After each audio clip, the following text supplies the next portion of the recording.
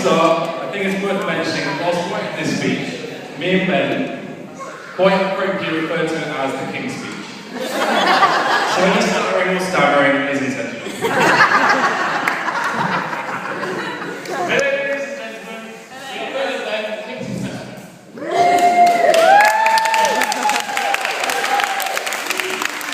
I think you'll agree it's been a fantastic day so far. The venue is great, the ceremony is very special, and everyone looks lovely. Especially you, Becky. And of course, we just give a special mention to all the bridesmaids to help get Becky here today. But I believe, of course, when she woke up this morning and realised she was marrying Kingsley, she put up quite a struggle. Well done, girls, you all look great. And also a quick thank you to everyone else who helped make this day what it is. So apparently a best man speech should last about as long as the groom does in bed. So with that in mind, thank you and enjoy the rest of the day. You were going on to learn the thing. So I guess I should talk a little bit about how and when I met Kingsley. My memory is a little bit hazy, but I think I've known King for about 14 years, in which time we got ourselves in many funny and incredibly stupid situations. Most of which are not suitable to share with you. We met at Philp College in the 2-year art design course. If I remember rightly, I was outside smoking a Marlboro Red, looked over at this skinny ginger guy who was smoking a different sort of cigarette. Recognising him from the classroom, I approached him and we immediately hit it off. It turned out we both enjoyed smoking these alternative cigarettes. The next couple of years were a haze, pretty much consisting of smoking every break time, followed by smoking halfway through class, followed by missing lessons to smoke, and finally, I think we spent most of the time hiding from teachers too scared to look them in the eye. Which eventually resulted in us not finishing the course.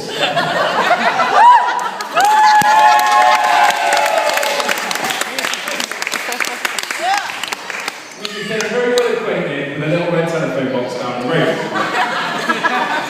which sheltered us from the harsh weather conditions during our office hours. Weirdly enough, although we didn't end up going to any lessons, we still went into college every day just to hang out in this red telephone box. I think, or at least I like to think, that the infamous red telephone box may have been where Kingsley and Becky first met.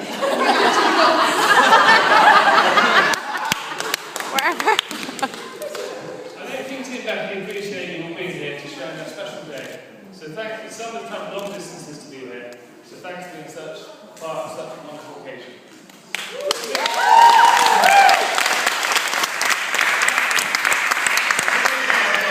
People will get it for a free meal. Can I just say again, hallelujah, Becky. Kingsley and Scots are valued. When I first put Kingsley round to my house, it was after the time that they tried and failed to give him dreadlocks. In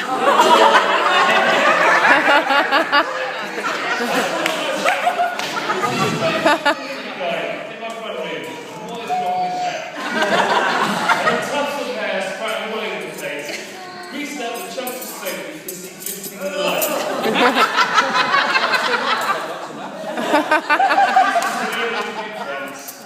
We ended up moving in here and we lived together for about 5 years.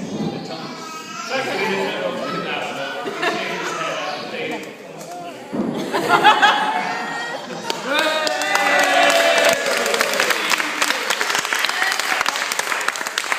Now, for those of you who know Kingsley, it's pretty hard to nail down the best stories to describe him, because there are literally hundreds. So here's a choice few to describe his best features, slightly edited for this occasion, of course. Here's an affectionate side. On a night out, many years ago, a free party or a festival, me and Kingsley, a little worse for wear, left the group to find the nearest bush to relieve ourselves. On our way back, a long time later, Kingsley headed towards a woman in her 60s or 70s. Wondering what he was doing, I watched him as he held out his arms and gave this woman a big hug, leaving it a few seconds because I wanted to see what happened next. I watched as he went in for the kiss. Really not wanting to watch my mate have a snog with an old woman, I I tapped him on the shoulder and asked what he was doing. Looking at me like I was crazy, he said, "What do you mean? I'm just having a cuddle with Becky." In his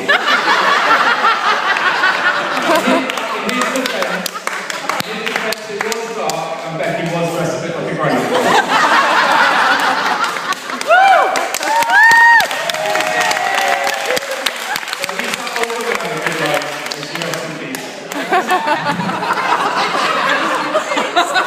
Right.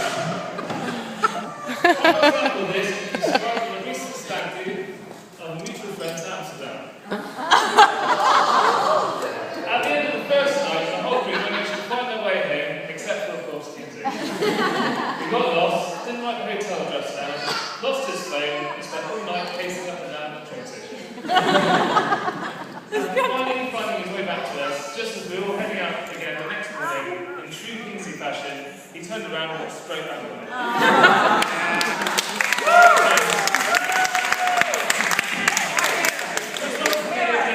The next day.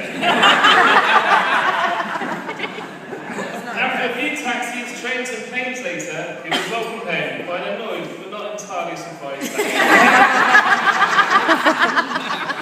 His love of animals. Okay, there's no real way of telling this story without Kingsley coming across as sounding somewhat mental. But there was a time, a group of us were walking back from a night out. All of a sudden, we hear this loud barking noise. Confused, me and Ben look at each other. Only to realise it was Kingsley yapping away. When questioned why he was barking like a dog, he calmly replied, "I thought that's what we were all doing."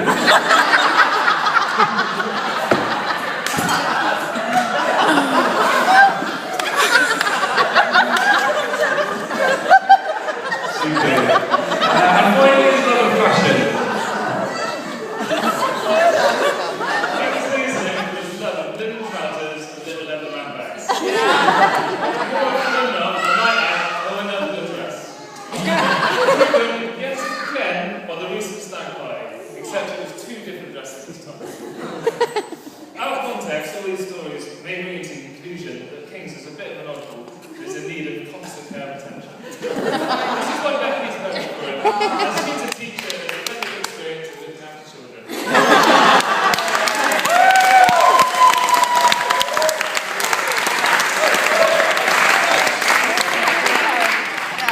All joking aside, Kingsley's a great bloke, do anything for anyone, and never could fail to see people laughing.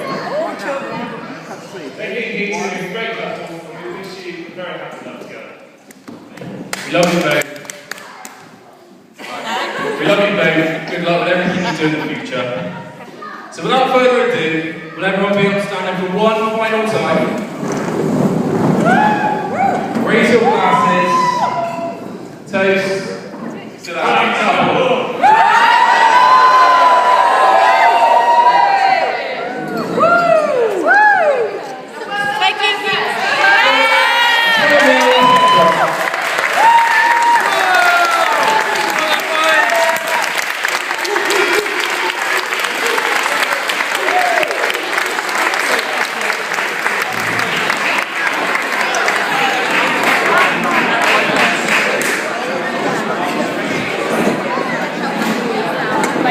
Smashed him!